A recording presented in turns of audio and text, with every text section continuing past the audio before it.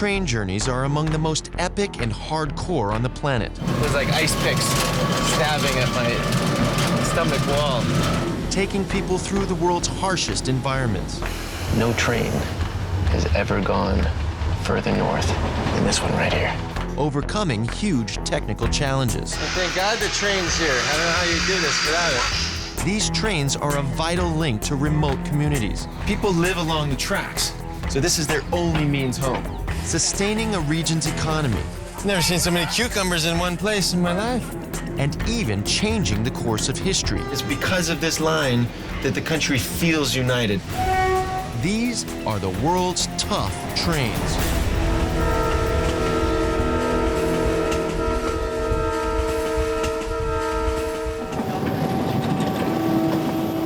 I'm on an epic train journey across one of the world's biggest railway networks. Built in the 19th century by the British to move troops and raw materials across the land, their trains ultimately played a role in the independence of this country a century later. Their tracks are some of the longest and oldest anywhere on the planet. Train travel doesn't get much tougher than this. These are India's tough trains.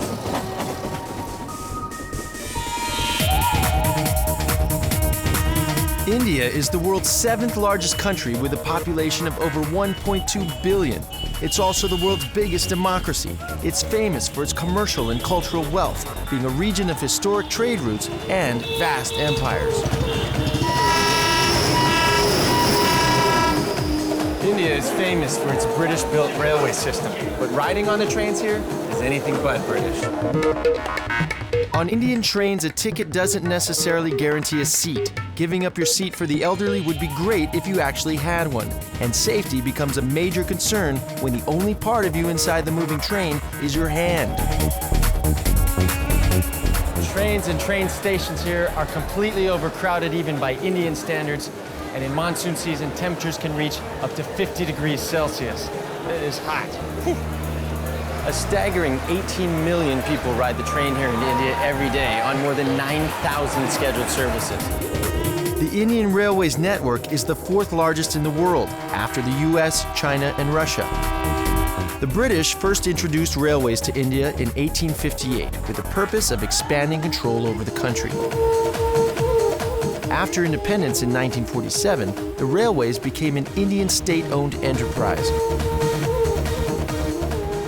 In my journey across India, I traced the independence struggle that created the world's largest democracy and the role the railways played in it. My train journey begins in the town of Muzaffarpur in Bihar, where I take a local train to Motihari to discover Gandhi's first anti-colonial campaign. I then head to Lucknow to celebrate Ramadan with local Muslims. From there, I head to Delhi to explore India's past under British rule. My journey continues to Amritsar on a train route that once saw thousands massacred during India's partition. Finally, I escape the Indian heat and head to the Himalayas, traveling from Kangra to Jogindernagar.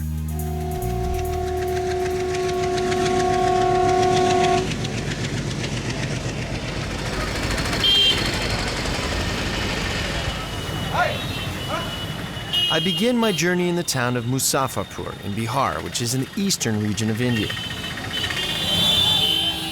Bihar is the 12th largest state in India and the 3rd largest in population. The state of Bihar has over 100 million people in its population. Ever wanted to know what that looks like? Right here. 85% of these guys live in villages, and of them, 60% are under the age of 25, which is the highest anywhere in India. How do I get through here? With widespread and inescapable poverty, corrupt politicians, and a caste-ridden social order that has retained traces of feudal cruelties, Bihar used to be a byword for the worst of India. However, things are changing now, and Bihar has one of the highest growth rates in the country. Thank you very much. All right, have a good day. I've come to the town's only railway station to catch a local train to Motihari. The station is amongst the top 100 booking stations of Indian Railways. Wow, there are a lot of people here. Woo. This is a local train to Motihari, and they don't pre-sell the tickets, so my guess is that we're all going for the same train. I hope there's room for everybody.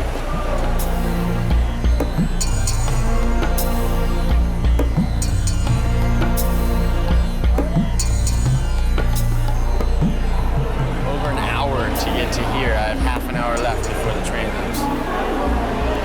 Not looking too hopeful. Wait, don't push, don't push. Stop pushing, man. Stop pushing, stop pushing. Okay, I need one for Motihari. No, I've been in line for an hour and a half. Yeah. No, not two, it's me, it's one. But line two, oh my God. I was waiting in the wrong line. I waited an hour and a half in the wrong line. All right, thank you very much. Thank you guys, I'm sorry. Okay, I got my ticket and I do not understand. Where's the Motihari platform? This one? This one? Okay, thank you very much. Ooh, soaking. Motihari platform? Motihari? This one here? Okay.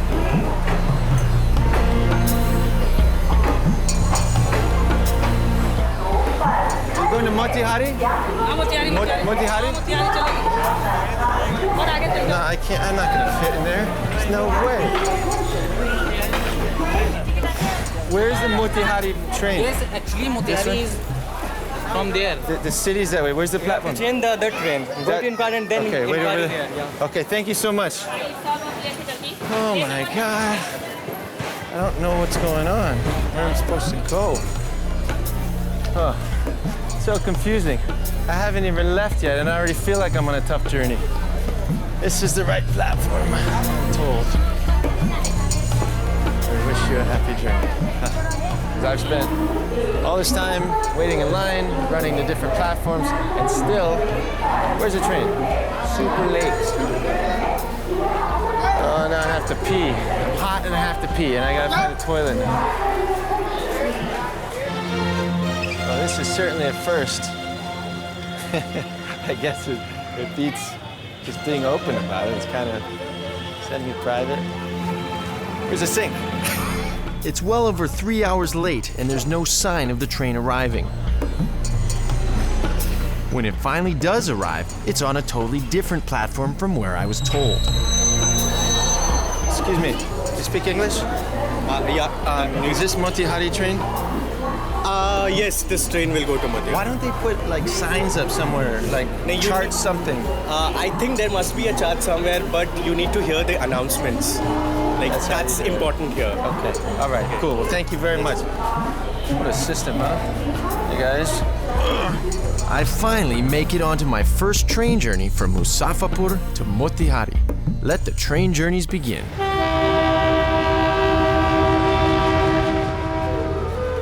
Train travel is one of the cheapest options for the majority of the population, as they make their journeys to some of India's bustling cities for work and pleasure. It is summertime, so people are traveling. A lot of these guys are probably migrant workers, but a lot of others are just on holiday. Temperatures can get up to 50 degrees Celsius. That is scorching. But at least I'm not standing. That was quite an effort to get onto this train. It's so chaotic. And these trains, they may be hard. The people to deal with that, just a daily routine for them. That is really where the toughness is. I really feel for them actually. Look at them, they're exhausted. They're sleeping whenever they can. I'm standing because it's easier on my neck and my back. No seats, huh? Is it always this tough? Sometimes very crowded, very hot, too late. This is exactly my experience. It's hot, Sometimes- it's overcrowded, no seats, and it's very late. Yes. Sometimes 2 hours, 3 hours, five hours late. Oh my gosh. 5 hours you Yes. sit at the platform. The train's just stopped and it looks like more people are getting on than getting off, which could make it pretty interesting. And my spot's been lost to some bags already. So we're standing. Look, they're waking this guy up. Look, they're telling him, look, you're wasting seats at prime seats. Prime seats. Pani, yes, I need a pani. Oh, that's water. Pani wala is the seller of water. How much? 20, okay, cool. This is a very good tip. Bring bottled water. You don't want to be caught drinking the water around here. And it's very, very hot. You down these things in one go. It's so hot.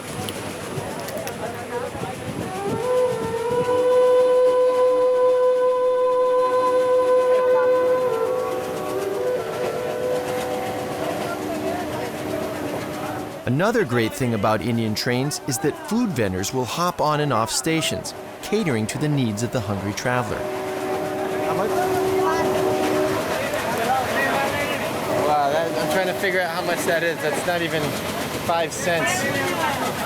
Awesome. Cucumber brought to you on a train like this.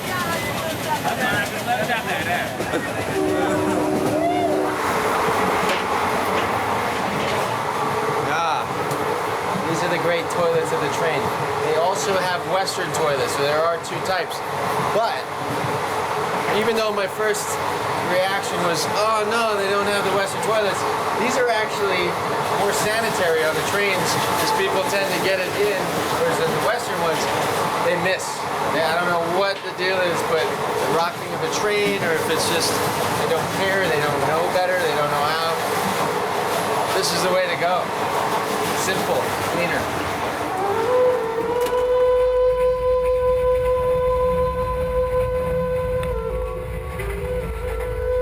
Bihar has a diverse climate with hot summers and cold winters. It's mainly a large stretch of very fertile flat land, which is excellent for agriculture.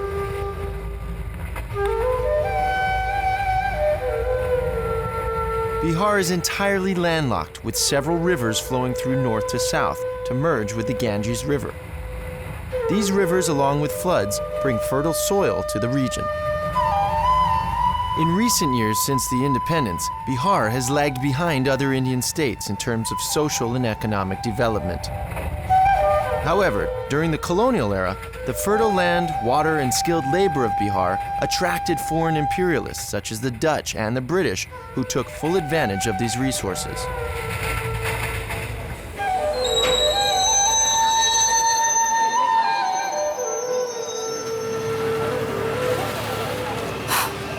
Wow. Tell you what, that was tough, but the people were so accommodating, and that makes a huge difference. Anytime you're in a less wealthy place, they always like, oh, here, whatever we have is yours, and that made it very enjoyable.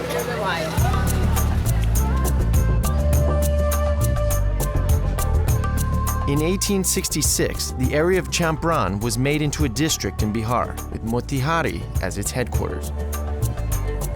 During the British era, Motihari flourished when the farmers were forced to sow indigo for textiles on their farm plots.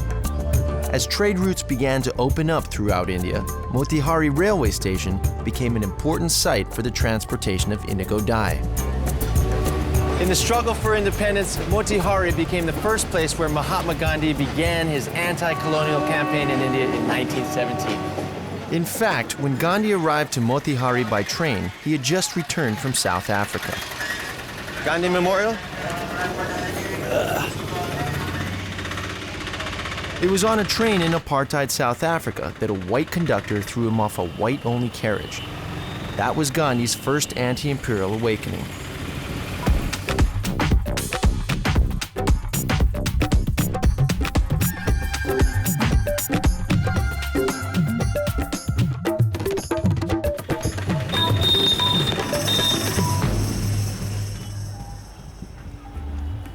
The foundation stone of this Gandhi Memorial Pillar was laid on the 10th of June 1972 to commemorate the memory of Mahatma Gandhi, who fought against the atrocities of the British indigo planters against poor peasant farmers of Motihari.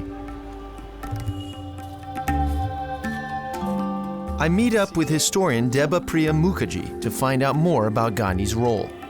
In 19th century, British was ruling India. By that time, they have developed many industries, textile industries at Manchester and whole of the Europe. For that textile industry, they need indigo. And they found that this area This is perfect for the indigo cultivation. They then force farmers of this area to cultivate at least 20% of their land for indigo plantation. The farmers faced hardship as indigo cultivation was extremely time-consuming and very expensive. In return, the British gave the farmers very little remuneration for their hard work. Gandhi had just returned from South Africa, where he had gained a reputation for fighting racism. Gandhi was approached by the farming leaders to come to Motihari. When he arrived by train, thousands of farmers greeted him. The British rulers opposed Gandhi's presence and immediately gave him a notice to leave on the next available train. Gandhi defied the order and appeared in court with a statement that he refused to leave Bihar until his purpose of coming to help the Bihar farmers' plight was accomplished. The mounting pressure of farmers and all the citizens of this area, the court has to take it in a positive way, and they allowed Gandhi to stay in this district, and he took all the statement from the farmers and he submitted to the government, and government then sympathetically considered it, and then this cultivation of indigo was stopped by the British government. It was the first successful story of non-violence movement of Gandhi.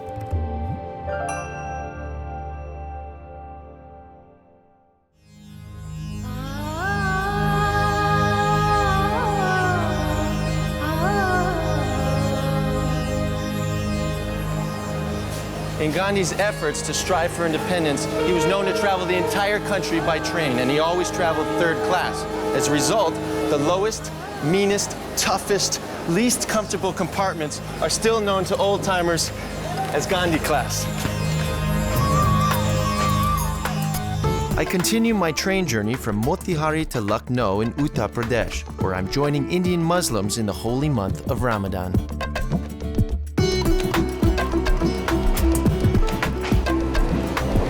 I was hoping I'd get a seat, and that is completely out of the question. This is the most packed I've ever seen a carriage. I'm lucky to even be standing here. Look at the standing room only. Got these guys here, there's girls down here. I mean, my arm is my shelf for my bag. You see how that works?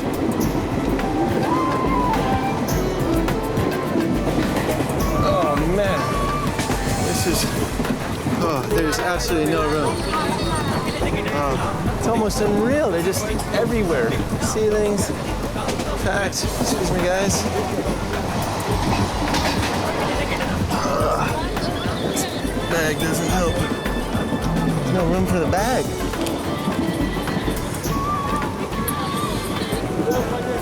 Oh, man. This is gonna be, I got a water guy this side of me, and I got a chip guy this side of me. How is anybody gonna get through? What do we do? What do we do? It's the battle of the vendors as they find a way to make it happen. Incredible. Found a seat. Well, part of one butt cheek's on anyway. That's good. That's actually good around here. The Indian railways were not built by the British to help the Indian people get around, rather to facilitate the quick movement of British troops and for the efficient movement of raw materials to expand the economy of the empire.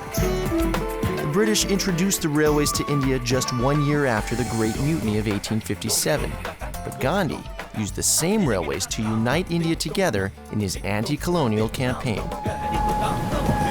There's an interesting dichotomy going on because the railway is aware of the increasing number of demand for spots on this train, and they're letting people come on. These are still from the British, have not been upgraded at all. And these poor people, they have no other choice but to buy the cheap ticket, because that's all they can afford. They depend on these. So it'd be nice if a little bit more attention went into maintaining and upgrading, at least making them feel like they're okay to ride this, right? Lucknow's Charbagh railway station is well connected with all the major cities in India, such as Bangalore, Chennai, Kolkata, New Delhi, and Mumbai. Built in 1923, the station has 9 platforms that cater for over 250 trains that start from, terminate, and pass through this magnificent building.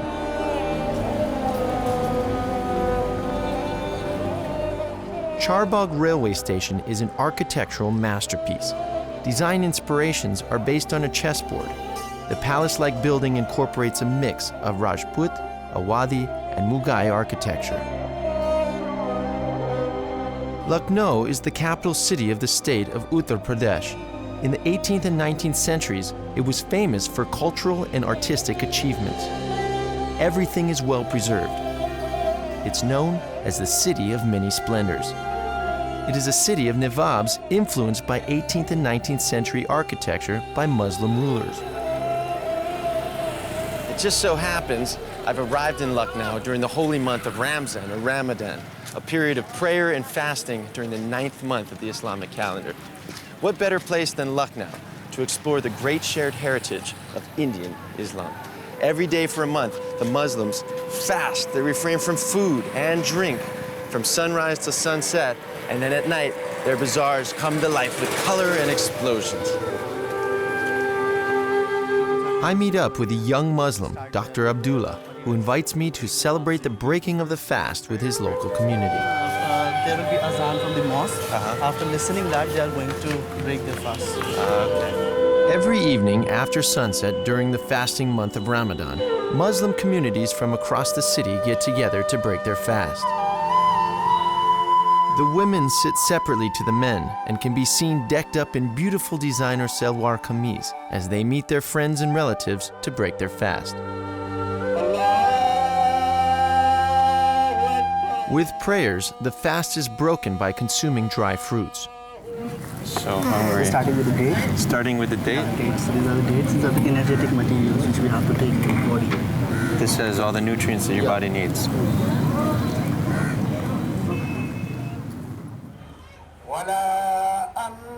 After the breaking of the fast and more prayers, the feast begins.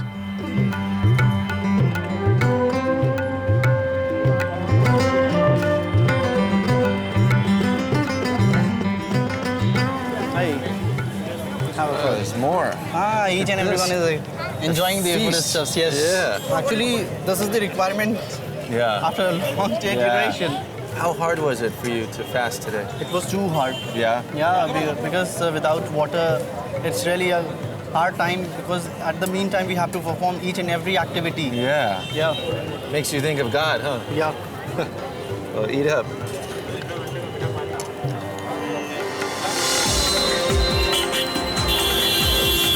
And it's not just the communities that are celebrating on their own, it's the entire city. It's 9 o'clock at night. You never know it. It feels like the middle of the day. There's so many people out and about. This goes on till 4 in the morning every single day for an entire month. It's like they're loading up so they can fast again tomorrow and then do this all again tomorrow night. And then the next day, fast for an entire month. It's crazy. It's crazy. The whole idea here is to make everything beautiful but affordable. So all of these designer shoes, they're less than $1, right? Get the people spending, get the people buying. Everybody feels rich. It's a celebration. As night unfolds, what excites all Muslims the most is to indulge themselves with culinary treats. Yeah, now is my favorite part of the job. I get to eat this. This is beef masanda, which is a traditional way of preparing these kebab-like things. They marinate them in all sorts of spices for 4 hours, and then they grill it. It smells good. So much flavor. Very tender. I love it. Very good. Thank you. What does Ramadan or Ramzan mean to a young Muslim like yourself here in Lucknow? Throughout the month, no eating, no water, no smoking, no sex. You're basically abstaining from all these so-called pleasures so that you can come closer to God. This is a state you can become pure. Like you cleanse your body, you cleanse your soul. And also, you realize how somebody who's less fortunate, who might not get regular food, how they feel. It helps you build empathy with your fellow beings. And it is really difficult, especially on a hot summer day like this. It is quite exhausting, but if you have faith in God, it's a breeze. It's quite simple. Well, I love the idea that everybody gets involved. This is really neat.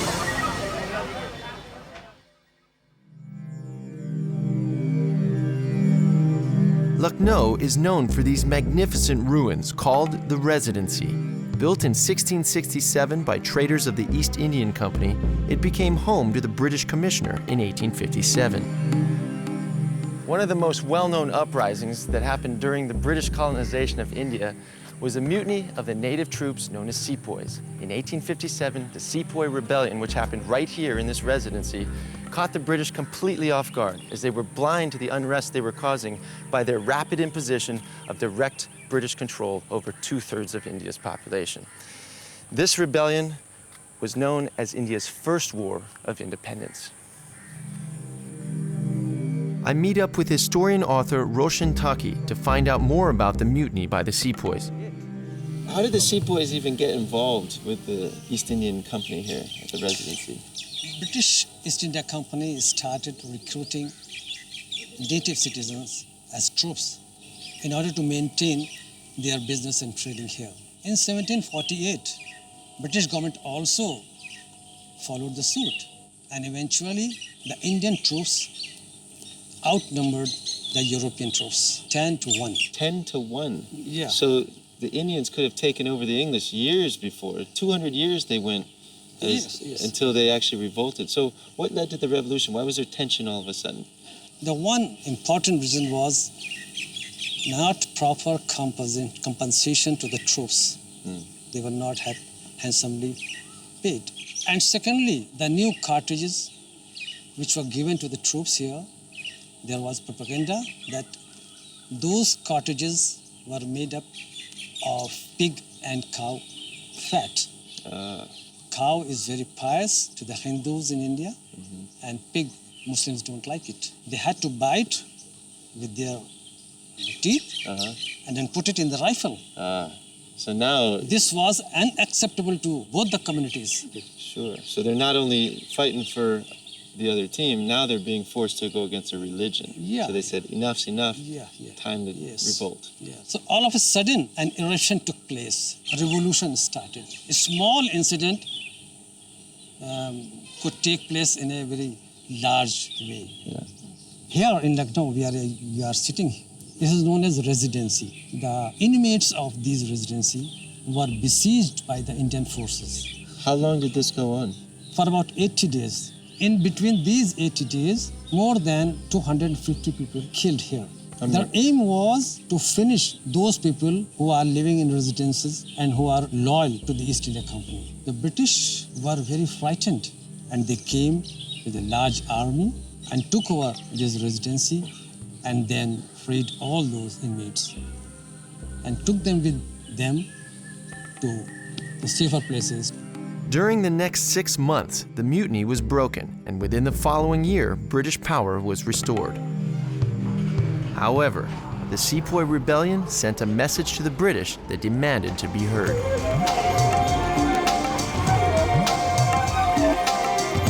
My Indian train journey continues from Lucknow to the capital of India, Delhi, where I get an insight into the workings of the British Raj.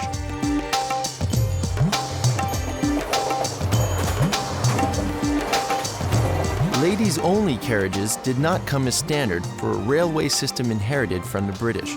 In fact, they were only introduced widely in the 1990s in response to an increase in the number of women traveling on trains as they entered the workforce.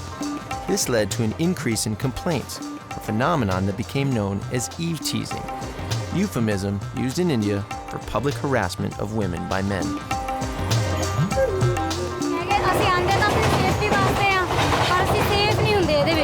ਜਿੱਦਾਂ ਕਿ ਜ਼ਬਰਦਸਤੀ ਇਹਦੇ ਵਿੱਚ gents ਆਉਂਦੇ ਆ ਆਪਾਂ ਹੁਣ gate ਤੇ ਦਰਵਾਜ਼ੇ ਤੇ ਖੜੇ ਆ ਉਹ ਸਾਨੂੰ ਧੱਕਾਸ਼ਾਹੀ ਕਰਕੇ ਮਤਲਬ ਕਿ ਆਪ ਅੰਦਰ ਆਉਂਦੇ ਆ ਔਰ ਅਸੀਂ ਖੜੇ ਆ ਤੇ ਛੇੜਛਾੜ ਕਰੂਗੇ ਅਗੜਮ ਬਾਈ ਦੇ ਇੱਧਰ ਹੱਥ ਲਗਾਓ ਜਾਂ ਇੱਧਰ ਕਰੋ ਇਹ ਗੱਲਾਂ ਤੋਂ ਅਸੀਂ ਜ਼ਿਆਦਾ ਪਰੇਸ਼ਾਨ ਹੁੰਦੇ ਆ ਹਾਂਜੀ ਇਹ ਪ੍ਰੋਬਲਮ ਵੱਧ ਰਹੀ ਹੈ ਘਟ ਨਹੀਂ ਰਹੀ ਸਾਡੀ ਕੋਈ ਹੈਲਪ ਨਹੀਂ ਹੁੰਦੀ ਗੀ ਲੇਡੀਜ਼ ਦੀ ਇਸ ਕਰਕੇ ਅਸੀਂ ਡਿਪਾਰਟਮੈਂਟ ਵਿੱਚ ਚੱਲਦੇ ਆ ਵੀ ਅਸੀਂ ਆਪਦੀ ਸੇਫਟੀ ਵਾਸਤੇ ਕਿਸੇ ਦਾ 골ਡ ਚੋਰੀ ਹੋ ਜਾਂਦਾ, ਕਿਸੇ ਦਾ ਪਰਸ ਚੋਰੀ ਹੋ ਜਾਂਦਾ, ਮੋਬਾਈਲ ਚੋਰੀ ਹੋ ਜਾਂਦਾ।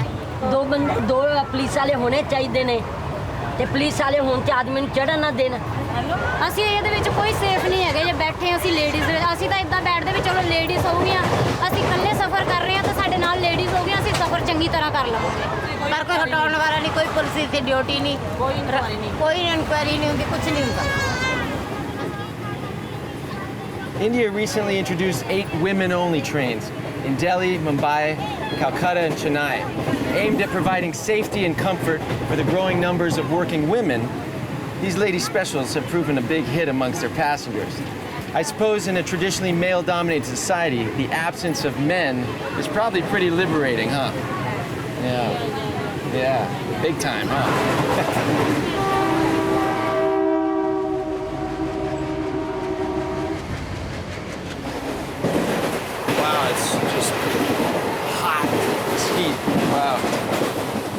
On long-distance journeys, Indian trains have air-conditioned carriages and sleeper compartments, which on hot days are worth booking in advance. My journey to Delhi from Lucknow took around 9 hours. And touchdown. Made it to Delhi. Look at that. Capital of India, one of the oldest civilizations in the world, anywhere. Pretty amazing. Can't wait to explore it. Not a bad ride. Comfy seats. Don't know how I would have made it without the air conditioning, because it is hot. New Delhi Railway Station is the third busiest and one of the largest in India. It handles over 300 trains and over 500,000 passengers daily on its 16 platforms.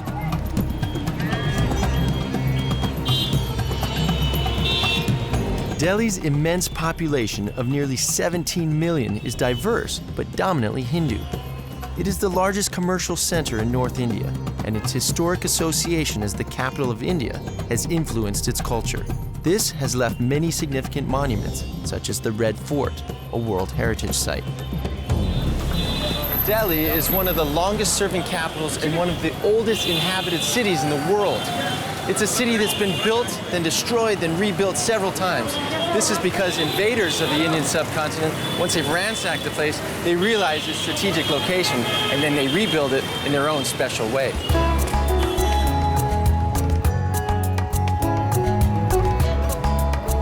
The capital also hosts the residence of the president. The decision to build a residence in New Delhi for the British Viceroy was taken after it was decided in 1911 that the capital of India would be shifted from Calcutta to Delhi. It was constructed to affirm the permanence of British rule in India. Few official head of state residential premises in the world can match the Rashtrapati Bhavan, the presidential palace, in terms of its size, its vastness, and its magnificence. Imagine someone coming up to you and saying, "Sir, your new home, all for you, comes with a job." The buildings surrounding and associated with Viceroy House, which is now known as Rashtrapati Bhavan, were designed by Sir Edwin Lutyens, who is referred to as the greatest British architect of his era. Unlike the more traditional architects who came before him, Lutyens was both inspired by and incorporated various influences from local and traditional Indian architecture. After India's independence, the British Viceroy buildings were transformed into the presidential residence. In 1950, Dr. Rajendra Prasad became the first president of India to occupy this building and to protect, defend, and preserve the Constitution of India. In order to find out how Britain became rulers of such a vast country, I meet up with retired historian R.V. Smith. And they had simply come as traders. They were not soldiers or administrators. They had come to trade and not to rule. Conditions were very chaotic in the country at that time. You can't trade if there's too much violence and trouble. You can't trade in these conditions. The British wanted a peaceful atmosphere. And because of that, they kept interfering in Indian affairs. At that time, you see, people anywhere liked order. And they saw that the British can bring about some order. And so nobody opposed them. The British, they found conditions ideal for them to expand. And they started expanding, and then eventually the British Raj became a reality. At what point did the railways come into the picture? Soon after the railways became popular in England, British thought of experimenting with introducing the railways in a big country like India, because you could take troops, send administrators faster to the places, and also to bring better law and order and a better grip on local conditions, and made it easier for the British to rule it. And ironically, the railways also worked against the English. It helped the independence of India. Because freedom fighters were able to make use of the railways and to track the British at different places. But on the whole, it benefited India so much that after the British left, it was easier for the new government to expand on the lines that the British had laid down.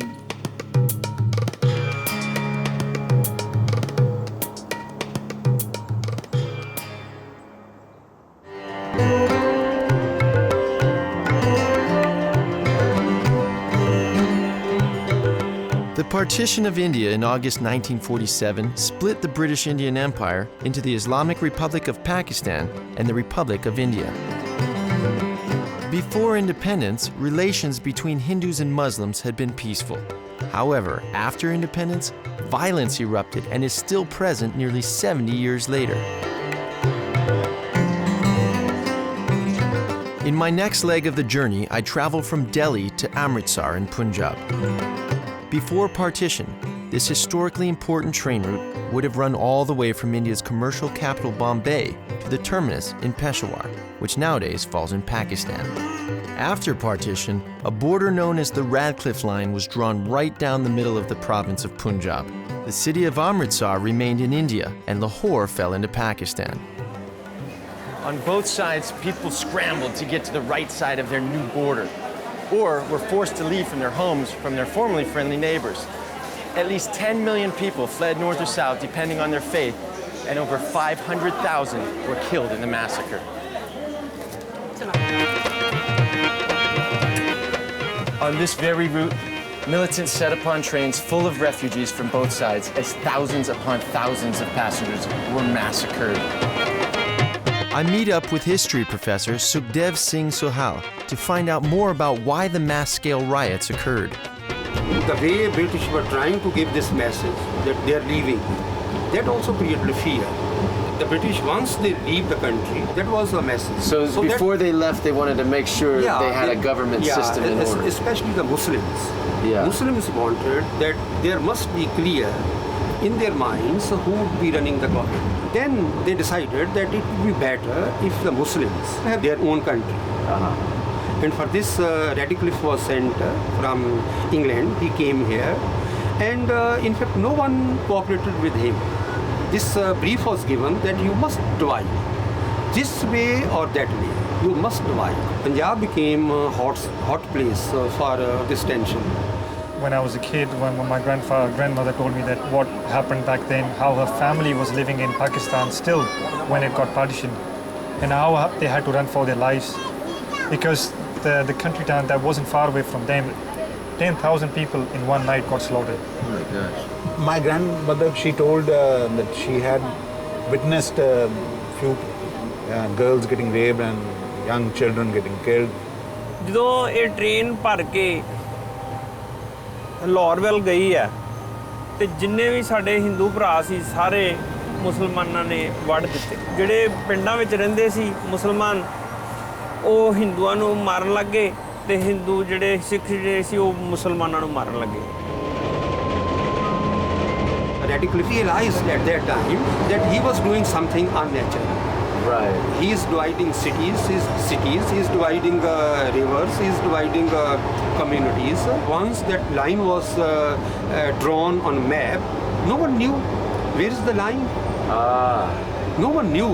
Just mass confusion. Yeah, 5 to 10 kilometers across this Radcliffe line, everywhere there was violence.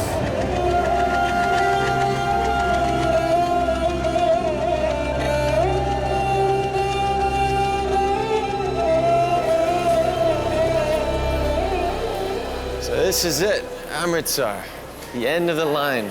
Prior to partition, this would go all the way on to Lahore in Pakistan. It's hard to believe that it's from this point, the next 15 miles, where all the massacres happened.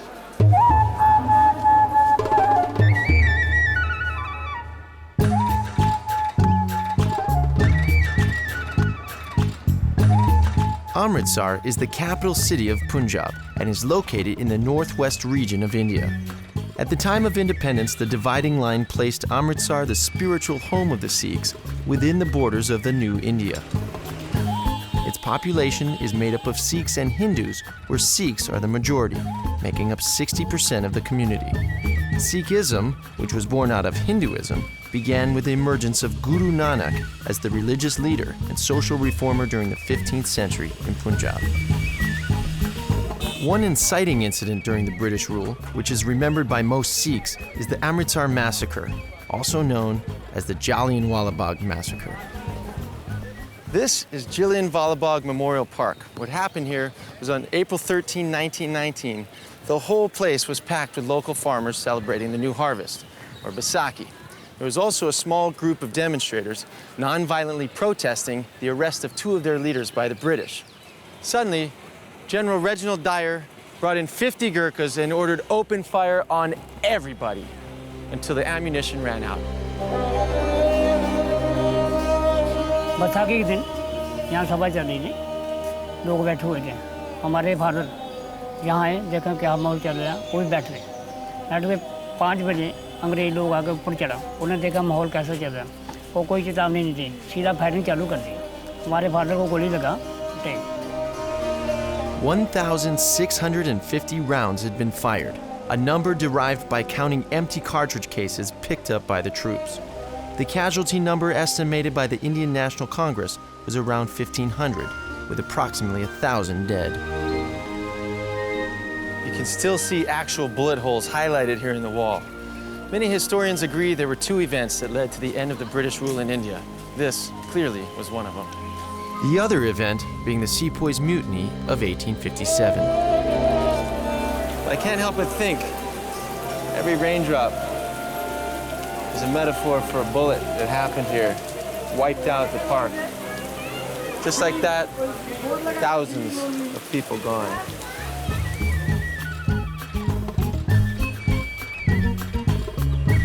Amritsar is also known for its Golden Temple, and it's the first stop for most visitors that come here.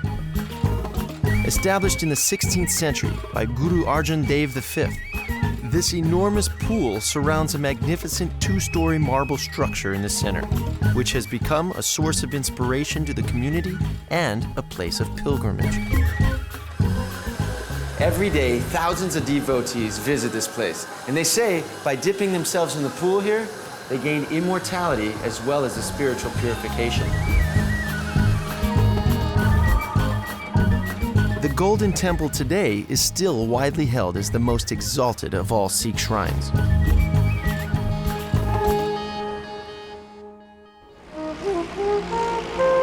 Amritsar is located near the border with Pakistan and not far from the foothills of the mighty Himalayan mountain range. The British railway builders didn't just build railways to further the empire, they also built them to escape the heat of India.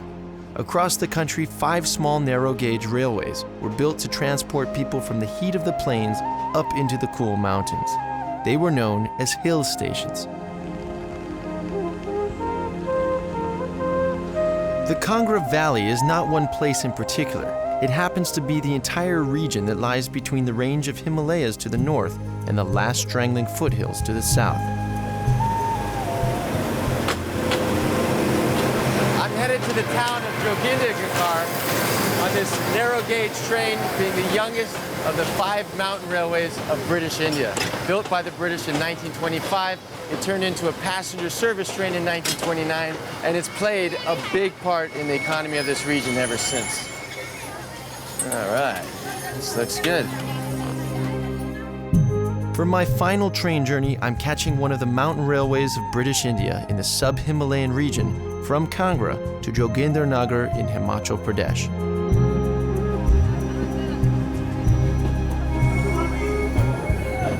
It's so casual here. It's like, do what you want. This is your train. Reminds me of being on a bus at school.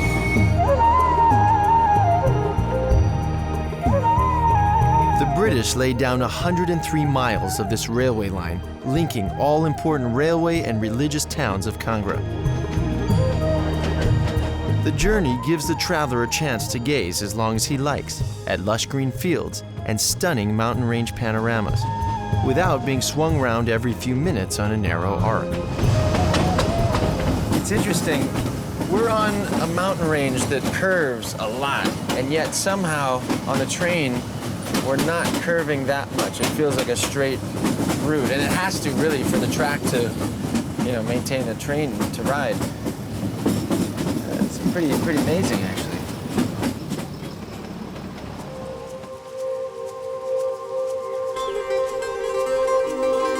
As I'm in India during the monsoon season, the weather can change drastically anytime.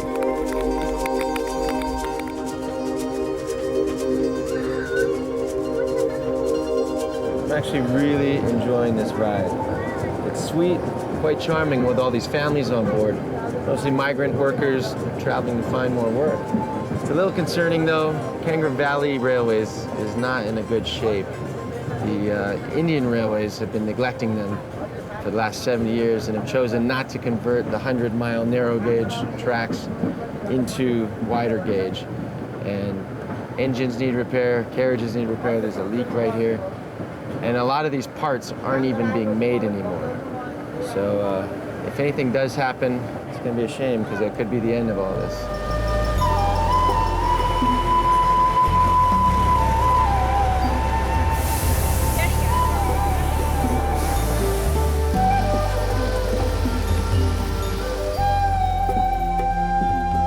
The Himalayan range is far-reaching, spanning thousands of miles, and holds within it an exceptionally diverse ecology.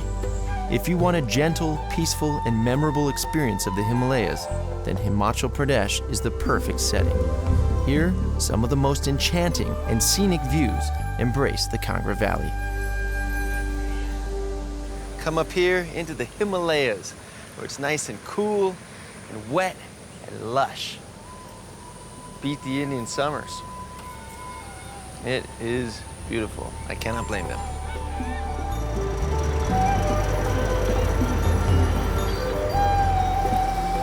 It's impossible to imagine this country without its railway system. Trains aren't just a means of transportation here. They're a way of life. True, the British built these tracks, but it's the Indians who maximized and utilized their full potential. They were able to unify their entire vast country full of different regions and then stabilize themselves, all with the help of their inherited railway system. India's railways are tough, but the question is, are they tough enough for the demands of the ever-increasing population? Only time knows the answer to that.